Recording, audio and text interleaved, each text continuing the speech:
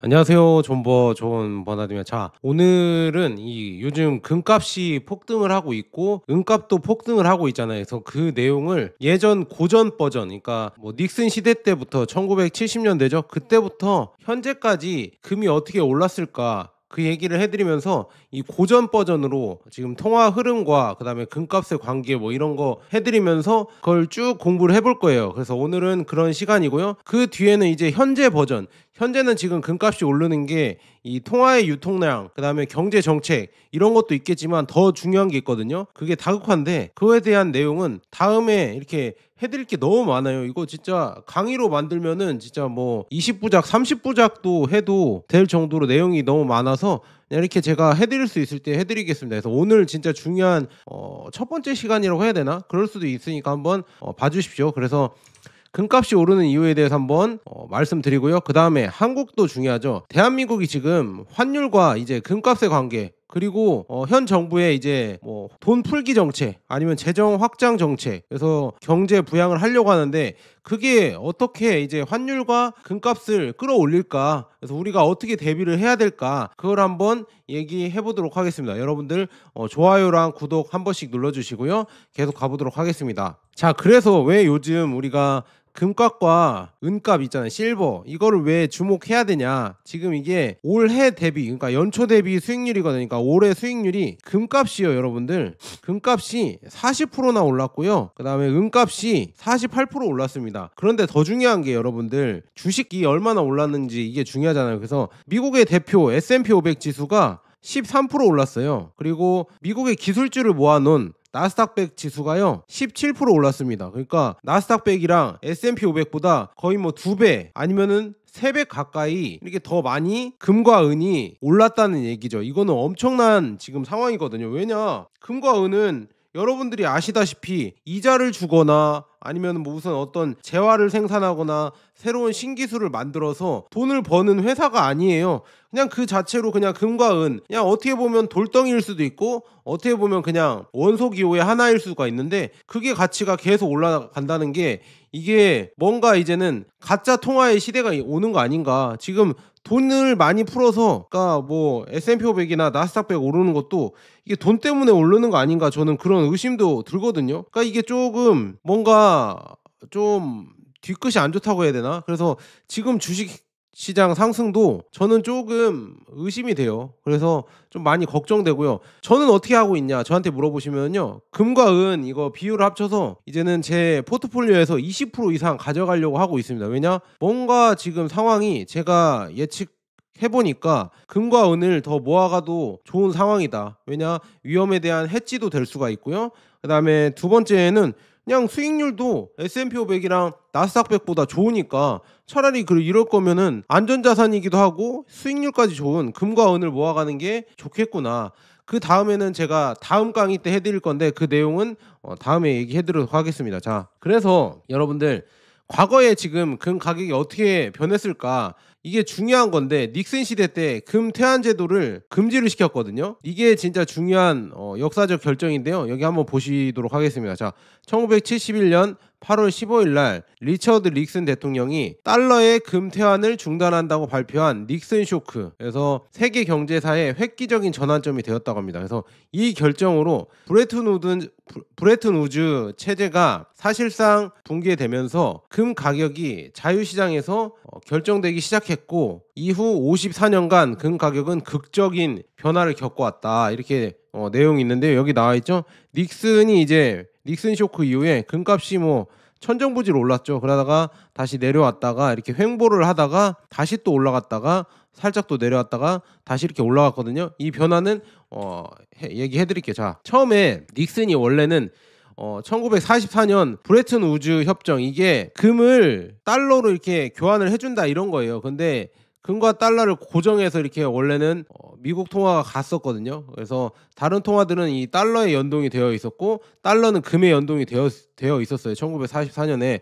그러나 지금 1960년대에 들어서 미국이 지금 무역 적자와 재정 적자가 확대되면서 해외에 보유된 달러가 이 미국 금 보유량을 초과하기 시작했다고 합니다. 그래서 특히 프랑스의 드골 대통령은 1965년부터 체계적으로 달러를 금으로 교환하기 시작했고 다른 국가들도 이를 따라 했다고 합니다. 지금이랑 뭔가 상황이 비슷비슷해지죠. 그래서 미국의 금 보유량은 1960년대 약 2만 톤에서 1971년에 8,333톤으로 급감을 했다고 하면서 닉슨은 이 미국의 남은 금을 보호하기 위해서 이제 계속 바꿔가니까 달러의 이제 금 태환, 이게 쉽게 말하면 이게 뭐 한문으로 돼 있어 한자라서 이렇게 조금 어려운데 그냥 달러를 금으로 바꿔주는 거, 이거를 일시 중단한다고 발표했습니다. 이게 닉슨 쇼크입니다. 그러니까 달러를 원래 금으로 이렇게 잘 바꿔줬는데 이제 못하겠다, 이걸 중단한 게 닉슨 쇼크다. 근데 이게 벌어지면서 금값은 요동을 쳐버렸죠. 그래서 초기 가격 변화는 1971년부터 73년까지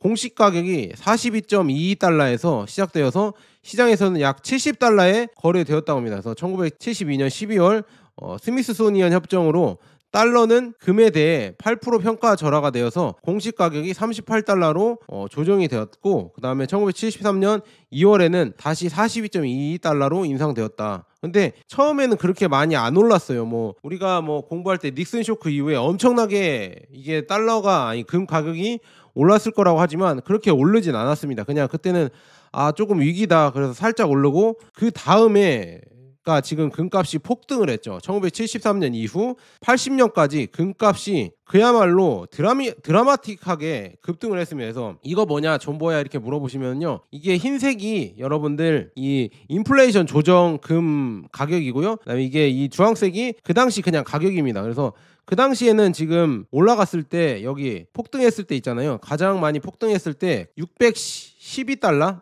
아닐걸요. 아마 800 몇 달러까지 아마 올라갔을 겁니다. 여태까지 올라갔는데, 중요한 거는 그 당시 가격이니까 현재 가치로 해버리면요 이렇게 3,000달러가 넘어간다는 얘기죠. 그런데 지금 중요한 거는 지금 금 가격이요, 이 80년대 금 가격, 이 금의 이 뭐라고 해야죠, 그 당시 인플레이션 조정치를 뛰어넘었다고 합니다. 그만큼 이 지금의 금 가격이 엄청나게 올라간다는 얘기고요. 그래서 1970년대 이 금 가격 폭등에 대해서 말씀을 드리면요, 그래서 이 당시에 지금 오일 쇼크와 인플레이션 위기가 이렇게 일어나면서 1973년과 79년 두 차례 오일 쇼크가 있었다고 합니다. 그래서 금 가격 상승이 가속화되었다. 그래서 1972년 42달러에서 금 가격은 74년에요 183달러, 1979년에 307달러까지 엄청나게 올랐다. 그리고 1980년에는 1월에 612달러까지 그야말로 폭등을 해버렸다. 그래서 1971년 대비 1350%나 상승을 해서 놀라운 이 수준으로 상승을 해버렸다. 그래서 1980년 정점은 여러 요인이 복합적으로 작용한 결과 이 카터 대통령의 이란 자산 동결 조치로 인한 이란 인질 위기, 그 다음에 소련의 아프가니스탄 침공, 그리고 미국 내 두 차례 인플레이션이 동시에 발생했다고 하면서 당시 금 가격은 미국 달러 구매력의 79%를 하락을 반영하는 수준이었다. 엄청나죠? 그래서 이렇게 지금 금 가격이 1980년대 폭등을 해버렸습니다. 그때 인플레이션도 폭등을 해버렸기 때문에 이렇게 되어 있고요. 그래서 닉슨 쇼크 이후 금값의 주요 구간별 수익률을 보면요, 아까 71년부터 80년까지 1350% 늘어났고요. 그 다음에 80년부터 99년까지는요 조금 54% 떨어졌습니다. 마이너스. 그 다음에 2000년대 1999년에서 2011년까지는요 463% 다시 올랐고요. 그 다음에 2011년부터 15년까지는 26% 빠졌습니다. 그 다음에 15년부터 25년 현재까지는요 210% 늘어났습니다. 그래서 금 가격은 조금 하락했다가 계속 엄청난 이렇게 사이클로 폭증을 했다, 이렇게 말씀드리는데요. 1980년대에서 지금 90년대까지 금은 장기 하락을 했거든요. 이 하락한 이유가 뭐냐, 여러분들 다 아시죠? 폴 볼커. 이 폴 볼커가 고금리 정책을 피면서 20 몇 프로까지 금리를 올려버렸잖아요. 왜 그러냐면 인플레이션을 잡겠다 하면서 금리를 올려버리면서 금리가 이제 두 자릿수로 가니까 인플레이션이 억제가 되고 금 가격은 당연히 1980년대 정점을 찍고 하락을 하기 시작했습니다. 그래서 1985년 금 가격은 317달러로 떨어졌고요. 그 다음에 이후에 20년간 지속적인 하락세를 보였다고 합니다. 그리고 1990년대 영국, 캐나다 등 주요국 은행들은 금 보유량을 대폭 매각하면서 이제는 공급 과잉 상황이 지속되었다고 합니다. 그래서 이 시기에는 금 가격은 1999년 279달러까지 하락을 해서 1980년 정점 대비 54.4%로 감소를 했다고 합니다. 그래서 이렇게 지금 금값이 폭락했을 때도 있다. 하지만 여러분들 지금은 이렇게 금값이 폭락할 수 있을까요? 여러분들이 그럼 역으로 생각해 보시면 보시면 될 것 같아요. 폴 볼커처럼 20% 가까이 금리를 올릴 수 있을까? 우리나라든 아니면 미국이든 한번 생각해 보시고요. 투자에 참고하시면 좋을 것 같은데 저는 하기 힘들 것 같다. 만약에 20% 올리면요. 금값보다 오히려 주식시장이 아마 작살이 날걸요. 폴 볼커 때도 주식시장이 작살 났었잖아요. 그래서 그런 것처럼 아마 주식시장이 먼저 작살이 날 것이다 이렇게 말씀드리고 2000년대에서 2010년대 이 금값이 재상승을 했거든요. 9.11 테러 위기와 금융위기가 왔었죠. 그래서 이런 두 가지의 위기를 겪고 금은 지금 872달러까지 상승을 했다고 합니다. 그리고 유럽 재정위기를 겪고 이참에 2011년 정점을 찍었는데요. 이게 지금 연준이 번 베냉키 그 연준 회장이죠. 그 사람이 뭐 양적 완화를 하면서 이게 뭐 최고의 발견이다. 최고의 경제적 발견이다. 그래서 돈을 막 헬리콥터 머니라고 해서 엄청나게 풀었죠. 그 풀면서 금 가격은 2011년 8월 1571달러까지 정점을 찍었다고 합니다. 이렇게 정점을 찍고 1999년 접점 대비 463% 이렇게 상승을 했다. 이렇게 말씀드립니다. 그 다음에 2010년대에서 20년대 이때는 연준의 테이퍼링과 가격 조정이 있습니다. 테이퍼링이 뭐냐면 양적 완화 종료. 그러니까 돈 푸는 거를 종료하는 거예요. 2013년에 양적 완화 종료를 시사하면서 금 가격이 급락을 했습니다. 그래서 2015년까지 금 가격은 1160달러로 하락하여서 2011년 대비 26.2% 감소를 했습니다. 이렇게 지금 감소를 했고 그 다음에 20년대 이 코로나 팬데믹이 터지면서 이제 금값이 다시 상승을 했죠. 왜냐? 각국의 이제 대규모의 경제 부양책으로 초저금리 정책 그러면서 돈을 엄청나게 풀었잖아요. 이렇게 풀면서 금값은 20년 8월 처음으로 2000달러를 돌파했다고 하면서 이렇게 지금 돌파를 해서 갔다 이렇게 말씀드리고요. 그 다음에 현재 2020년부터 25년까지 기록적인 상승을 하면서 사상 최고치를 계속 경신하면서 올라가고 있죠. 그래서 25년 들어 금 가격은 연준의 금리 인하 기대감과 달러 약세, 그다음에 지정학적 긴장 등으로 현재 3,600에서 3,700달러 수준의 거래가 되고 있다. 그래서 2015년 저점 대비 210% 상승한 수준이며 25년에만 35에서 40% 상승을 했다. 특히 주목할 점은 현재 금 가격이 인플레이션 조정 기준으로 1980년대 최고가를 넘어섰다는 것입니다. 이게 큰 거죠. 그래서 1980년대 612달러의 현재 구매력으로 하면 약 2780달러에 해당하는데 현재 3600달러는 이를 크게 상회하는 수준이다. 그래서 이게 엄청나게 빠르게 올라가고 있다 이렇게 볼 수가 있습니다. 진짜 대단하죠. 이게 금의 상승은 이제는 여러분들이 상상할 수 없을 정도로 빠르게 가고 있고요. 앞으로도 더 많이 올라갈 수밖에 없다 이렇게 말씀드립니다. 그래서 금이 이렇게 올라가고 있고요. 그래서 전체 기간을 좀 요약을 해드리자면 뭐 이런 식으로 아까 올라갔다고 말씀드렸고요. 그다음에 장기 수익률을 보면은요, 아까 쭉 여기 1971년에서 80년까지는 인플레이션 위기로 1350%, 그다음에 80년대에서 99년대까지는 중앙은행 매각기로 마이너스 54%, 그 다음에 99년부터 2011년까지는 금융위기 시기로 463% 플러스 났고요. 11년부터 2015년까지는 연준의 정상화기로 마이너스 26.2%, 그 다음에 2015년에서 2025년 현재 상승기에는 210% 늘어났다. 그래서 지금 전까지는 아마도 이 통화 정책에 이게 많은 영향을 받아서 금 가격이 상승하거나 하락하기 시작했거든요. 그런데 이제는 그렇게 안 될 것 같습니다. 오히려 이것보다는 달러의 이런 달러 패권의 조금 하락, 신용도의 하락 이런 걸로 아마 금 가격이 더 올라가지 않을까 저는 그렇게 보고 있고요. 그래서 금 가격의 변동의 주요 요인을 보면은요. 상승 요인은 뭐 이렇습니다. 전통적으로 인플레이션 우려, 그다음에 지정학적 위기, 그다음에 달러 약세, 저금리 환경, 그다음에 중앙은행의 금 매입, 경제 불확실성 뭐 이런 걸로 상승이 되고요. 하락 요인은 뭐 달러 강세, 금리 상승, 경제 안정, 그다음에 중앙은행 금 매각, 주식시장 호조 뭐 이렇게 있다 이렇게 말씀드리고, 근데 지금 보면은요 2025년 현재 금 가격 상승은 1980년과 다른 양상을 보이고 있습니다. 1980년은 급작스런 투기적 상승이었다면 현재는 구조적인 요인들과 이 뒷받침되면서 국채가 지금 안 좋아지고 있고, 그 다음에 중국을 필두로 한 브릭스 신흥국들이 이제는 금을 지속적으로 모으고 국채를 계속 팔고 있잖아요. 그리고 달러 기축통화 체제에 대한 의문이 커지고 있고, 트럼프가 등장을 하고 있고, 트럼프가 등장을 하면서 변수가 많이 생기고 있죠. 그래서 지정학적 이런 긴장 때문에 이게 장기화되면서 금 가격이 계속 올라갈 수밖에 없었다 이렇게 말씀드리면, 그래서 저도 금을 모으고 있잖아요. 그래서 은이랑 제가 뭐 이렇게 ETF도 투자하고 있지만 은이랑 지금 금 현물도 모아가는 이유가 다 그런 이유다. 위기가 오니까 이렇게 말씀드리는 거요. 말씀드리는 거고요. 그래서 계속 가보도록 하겠습니다. 그래서 지금 금 가격만 우리가 주목해서 봤잖아요. 그런데 요즘은 은 가격이 돌파를 해버렸습니다. 그 엄청난 저항, 뭐 10몇 년의 저항을 돌파하면서 이게 은이 40달러 돌파하면 이거 주목해봐야 된다 이렇게 했는데요. 40달러는 금방 돌파했고요.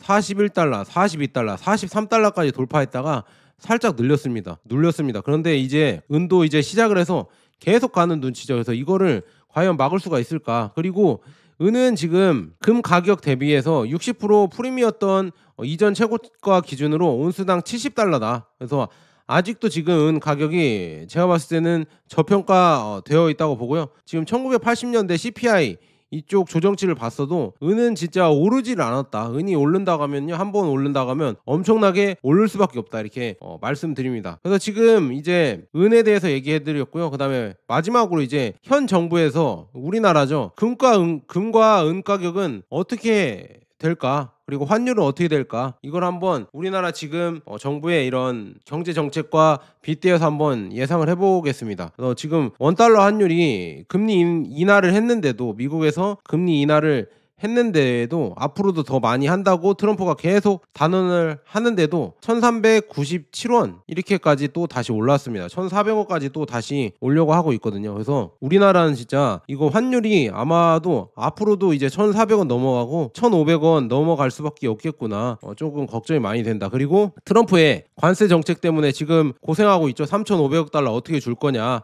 아니면 25% 관세를 맞을 거냐, 아니면 어떻게 할 거냐, 막 트럼프가 쥐락펴락 하고 있고, 우리 지금 LG랑 현대 거기에서 지금 우리 근로자들 막 잡아가갖고 막 그렇게 했잖아요. 그런데도 우리나라에서는 뭐 별로 화내지 않았죠. 만약에 중국이나 뭐 이런 나라에서 했으면요, 이미 뭐 중국 대사관 불났습니다, 제가 봤을 때는. 근데 지금 미국이니까 이렇게 우리가 참고 있는데요. 근데 과연 그런 압박이 더 들어올 거거든요. 우리가 진짜 모르겠습니다. 정말 걱정됩니다. 이렇게. 그럼에도 불구하고 지금 이 금 가격 한번 보도록 하겠습니다. 자, 금 가격은요, 국내 금 시세거든요. 이게 1g당 지금 16만 8,200원이잖아요. 옛날에 23년도에는 거의 뭐 7만 원대였어요. 7만 원대였는데요. 지금 16만 원대까지 올라 버렸습니다. 3년 만에 이렇게 빠르게 오르고 있습니다. 엄청나죠? 그러니까 우리나라 이 시세는 국제 금 시세보다 더 빨리 올라요. 그러니까 제가 여러분들에게 금 현물, 은 현물을 모으라는 얘기가 우리나라 이 사이에서는 프리미엄도 붙고 더 많이 올라 버리고요. 지금 제가 어제도 말씀드렸잖아요. 지금 이거 실버바 제가 살려고 하는데, 실버바 살려고 쿠팡에서 계속 보고 있는데 없다니까요. 지금 언제 들어올지 모르겠습니다. 그거 내일 한번 전화해봐서 언제 들어오냐, 아니면 댓글로 한번 써주세요. 언제 이게 물량이 확보되는지 한번 여러분들 알려주시면 좋겠고요. 그래서 시중에 이제는 골드바랑 실버바가 씨가 마르고 있습니다, 우리나라에서. 그래서 여러분들이 진짜 금 모으기 운동이라고 하잖아요. 그게 이제는 개인이 금 모으기 운동을 해야 됩니다. 여러분들 집안에 금송아지 하나씩은 있어야 됩니다. 왜냐, 경제 위기를 대비하기 위해서는요. 제가 봤을 때는 이런 골드바나 실버바, 이게 나중에 이제 보증이 되고 팔기도 쉽거든요. 그래서 이걸로 모으는 게 아마 여러분들 재테크라고 생각하면 이걸로 모으는 게 저는 괜찮다 이렇게 말씀드립니다. 아니면은 골드바도 이렇게 골드바로 된 거 이런 걸로 모으는 게 괜찮다 이렇게 말씀드립니다. 골드는 워낙 비싸다 보니까요. 골드가 만약에 여러분들 이거 지금 1kg짜리 골드라고 하면요, 아마 2억 가까이 됩니다. 그래서 그만큼 비싸다. 금값은 그렇게 비싸고요. 은은 그나마 이게 1kg가 제가 샀을 때가 얼마였냐면 200만 원 초반이었거든요. 근데 지금 뭐 당근에서 거래되는 게 260만 원, 270만 원까지도 거래가 된다고 합니다. 참 엄청나게 올랐구나, 이걸 볼 수가 있었고요. 그래서 이재명 정부에서 지금 확장 재정 정책을 할 거예요. 그래서 이제는 아마 인플레이션 압력이 커질 거다. 그러니까 물가 상승 압력이 커질 건데, 이걸 과연 어떻게 우리가 대비를 해야 될까? 뭐 정부적으로는 또 이게 어떻게 대비할까 우리고 지켜봐야 될 것 같거든요. 그래서 한번 이재명 정부의 지금 확장 재정 정책을 한번 보도록 하겠습니다. 자, 전례 없는 확장 정책. 그래서 이게 26년 예산안이 728조 원으로 지금 올해 대비 8.1%, 그러니까 54조 7천억 원 증가하여서 2005년 집계 이래 최대폭 기록을 했다. 최대 증가폭을 기록했다. 야, 이거 돈을 진짜 많이 푼다는 얘기거든요. 그래서 이러한 대규모 재정 지출은 통화 공급 증가와 인플레이션 압력에 이거를 높이는 요인으로 작용할 수 있다. 그러니까 뭐 쉽게 말하면 물가 상승을 할 수가 있다. 그리고 통화를 많이 푸니까 뭐 그 돈 가격은 줄어들겠죠. 그러니까 제가 여러분들에게 금과 은을 모으라는 이유가 다 이런 이유고요. 재정중칙에서 정한 관리재정 수지 적자 비율 기준인 3% 이내의 달성이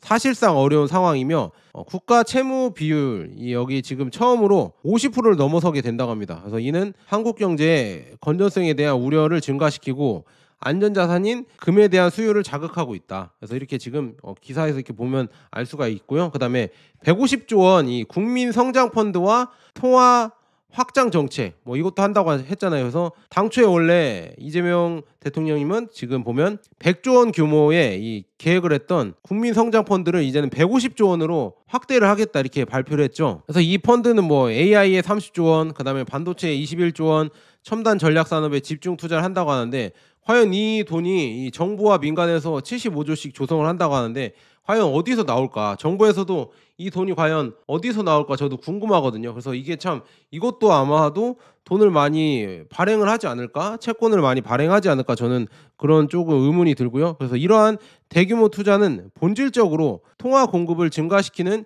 효과를 가지며 시장의 유동성을 대량 공급하게 됩니다. 그래서 역사적으로 통화 확장 정책은 실물 자산인 금의 가치를 상승시키는 주요 요인이다. 그래서 한국은행은 지금 이재명 정부의 경기 부양 정책에 발맞춰 24년 10월부터 금리 인하 사이클에 진입을 했죠. 그래서 25년 5월 기준금리 2.5%로 인하했으며 25년 성장률 전망치를 기존 1.5%에서 0.8로 대폭 하향 조정을 했다. 그러니까 이렇게 성장률은 줄어드는데 돈만 풀면 이렇게 어떻게 되냐? 당연히 금값은 계속 올라갈 수밖에 없죠. 그래서 이게 참 위기라고 저는 보고 있고요. 그래서 우리는 인플레이션 해지 수요와 화폐 가치가 불안해지면서 아마도 이제 지금 보면요, 확장 정책으로 피면서 현재 지금 한국의 인플레이션은 1.7%로 이게 저는 1.7%가 맞는지 모르겠어요. 제가 밖에 나가서 그냥 짜장면이랑 아니면은 뭐 그런 거 사 먹어 보면은 물가가 엄청 오른다. 이 바나나 우유만 사 먹어도 이게 여러분들 바나나 우유가 지금 편의점에 가면 얼마인지 아세요? 제가 본 결과 2,400원인가로 봤거든요. 불과 몇 년 전만 해도 제가 1,400원대 바나나 우유를 먹어봤는데 이제는 2,400원이 넘어갑니다. 그래서 그거 보고 전 깜짝 놀랐습니다. 야, 이렇게 물가가 빨리빨리 뛰는구나. 정말 무섭다. 그러면 우리는 어떻게 해야 되냐? 정부에서는 지금 경기를 살리려고 돈을 풀 수밖에 없는데, 그리고 이게 이재명 정부만 잘못한 게 아니라 보통의 정부들 있잖아요. 독일이나 아니면 예전에 뭐 미국도 그랬었고요. 재정 부양을 하려면 돈을 풀 수밖에 없어요. 그리고 빚이 많다고 하면요, 오히려 돈을 많이 풀어버려서 빚을 그냥 낮춰버리면 되잖아요. 금리를 인하시키고 그런 식으로 해버리면 됩니다. 그런데 중요한 거는 물가 상승을 그러면 막기가 쉽지 않다는 얘기죠. 그러면은 이제는 금의 가치는 더 올라갈 수밖에 없고요. 이런 돈을 풀면 풀수록 뭐가 문제되냐? 이젠 빈부격차가 더 커지는 거죠. 그러니까 젊은 사람들은 자산이 없잖아요. 뭐 부동산 자산도 없고 현금 자산, 그다음에 뭐 달러나 아니면은 채권, 그다음에 주식 이런 자산을 많이 못 모으고 그냥 임금으로 노동소득이 더 크고 그걸로 모아서 자본소득을 만들어야 되는데, 근데 젊은 사람들 이제는 자본소득을 자본소득을 만들기가 쉽지 않죠. 왜냐? 아예 현금의 가치가 확 줄어들어 버리는데, 현금을 막 풀어버리면 그만큼 임금이 오르는 것도 아니고, 그러면 자산의 가치만 더 많이 오르는데, 그러면은 뭐 서울 아파트 값은 뭐 10억 했던 게 20억 가고 그렇게 갈 수밖에 없다. 만약에 이재명 정부에서 아파트 값을 정상화시키고 돈을 푼다고 하면요, 아마도 그런 게 어느 정도 해소가 될 수 있을 것 같은데, 아파트 값을 잡는다고 계속 하고 있긴 하거든요. 근데 저는 기대 반 아니면은 그렇겠지 뭐 이런 마음으로 보고 있습니다. 왜냐, 예전 정부에서도 다 아파트 값 잡는다 하면서 다 이렇게 우리한테 뻥치고 계속 부동산 값 엄청 올렸잖아요. 그래서 젊은 사람들한테 완전 희망을 빼앗아 가고 그랬잖아요. 그래서 참 이번에는 믿어야 되는지 모르겠습니다. 이번에는 이재명 정부가 아파트 부동산 가격도 정상화 시키겠다 이렇게 얘기를 했는데 과연 그게 제대로 될지 저는 그것도 궁금하다 이렇게 말씀드리고요. 그다음에 뭐 우리나라는 뭐 이렇다 치고 그다음에 글로벌 환경과 상승 작용 이거 보면 중앙은행의 금 매입이 확대가 됐죠. 세계 중앙은행에. 그리고 트럼프가 들어서면서 야 이거 진짜 금이나 여러분들 뭐 비트코인 투자하시는 분들은 진짜 트럼프 대통령한테 진짜 절해야 됩니다. 아니면 감사 인사 드리면서 추석 선물 주거나 아니면은 진짜 여러분들 진짜 트럼프 대통령한테 진짜 감사해야 됩니다. 왜냐 트럼프가 들어서면서 이 달러의 이런 신용을 계속 흔들고 있어요. 그리고 트럼프가 아마도 이제 연준을 장악한다고 하면요 금리 정책을 막 자기 마음대로 하겠죠. 그러면은 뭐 더더욱 이제 달러에 대한 이런 신용도가 떨어지면서 결국 금의 가치가 더 많이 오를 수밖에 없겠죠. 그래서 여러분들 진짜 이게 금에 이렇게 기회가 왔고요. 그다음에 KRX 금시장 거래량이 급증을 했다고 하면서 25년 상반기에 한국거래소 금시장 거래량이 37.3톤을 기록하여 전년 동기 대비 4.1배가 증가했다고 합니다. 개인 투자자 비중은 46.9%로 가장 높아 금 투자가 이제 대중화되고 있음을 보고 있다. 그다음에 금 ETF도 시장이 확대되고 있다. 국내 금 현물 ETF가 5종으로 확대됐고요. 에이스 KRX 금연물 ETF의 순 자산이 1조 2,883억 으로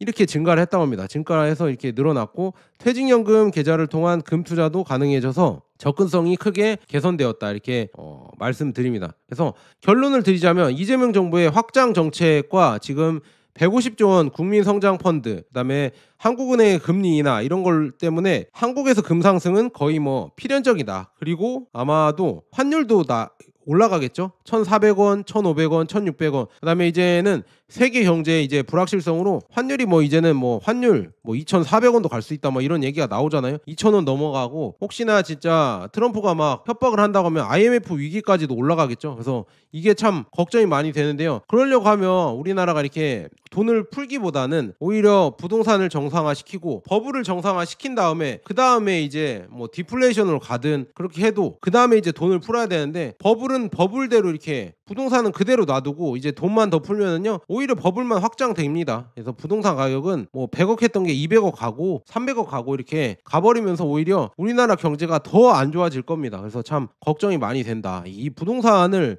지금 중국처럼 정상화를 시키거나 이렇게 해야 나중에 이제 성장 동력이 생길 텐데 그 죽은 돈, 그 돈을 풀어서 이렇게 뭐 반도체나 AI에 투자하게 만들어야 되는데 모든 돈들이 죄다 이제 부동산으로 들어가 버리니까 참 우리나라는 거의 죽은 경제이지 않을까 조금 걱정이 많이 된다. 근데 이번에 이재명 정부에서 과연 부동산을 제대로 이렇게 정상화를 시킬까 그것도 다음에 이렇게 정책을 보면서 한번 예상을 해보겠고요. 그다음에 또 뭐 이재명 정부가 잘하는 것도 많이 있습니다. 지금 보면은 청년 정책도 뭐 새롭게 해본다고 이렇게 하고 있거든요. 그래서 그대로 한다고 하면은요 진짜 청년들한테 기회가 생길 수가 있는데 그거는 다음에 제가 정리해서 한번 그것도 얘기해드리도록 하겠고요. 저는 뭐 정부의 정책에 대해서 뭐 비판할 거는 비판하고 칭찬할 거는 칭찬하자는 주의이기 때문에 뭐 저한테 뭐 정치적인 뭐 이런 거는 뭐라고 안 하셨으면 좋겠습니다. 자 여기까지 좋은 번화 듣고 여러분 그래서 우리가 뭐 정치 뭐 좌나 우냐 이걸 떠나서 어떻게 준비해야 되냐 결국에는 금과 은을 모아 가시라. 이게 중요하지 않을까. 인플레이션 했지 뭐 위험자산 했지 이런 걸로 하기 위해서는 금과 은을 모아가는 게 좋지 않을까. 그래서 금 가격이 오르는 이유가 다 이런 이유가 있지 않을까. 그래서 저는 여러분들에게 ETF도 좋고 아니면 KRX에서 직접 금시장에서 세금 없이 투자하는 것도 괜찮고 아니면은 진짜 여러분들 금이랑 은은 실물 투자잖아요. 그래서 진짜 여러분들 실물을 쥐고 있어도 괜찮다 이렇게 말씀드립니다. 그래서 혹시 저 이렇게 영상 이렇게 마련해 드렸거든요. 그래서 여러분들 혹시 저 도와주실 거면 쿠팡 링크 있잖아요. 쿠팡 링크 가셔서 아무거나 사주시면 됩니다. 그 뭐 추석 선물 세트 사도 되고 그냥 거기 들어가서 뭐 샴푸를 사도 되고 아무거나 사도 저한테 도움이 많이 되니까 여러분들 도와주실 분들 그렇게 도와주시고요. 자 영상은 여기까지 하겠습니다. 자 여기까지 좋은 버나드였고요. 여러분들 또 다시 이렇게 뭐 여러 가지 경제 정책이나 아니면 경제 이슈 뭐 이런 거 있으면은 제가 쉽게 풀어서 전달해 드리도록 하겠습니다. 자 여기까지 좋은 버나드였습니다. 여러분 댓글이랑 구독 한 번씩 부탁드립니다. 감사합니다.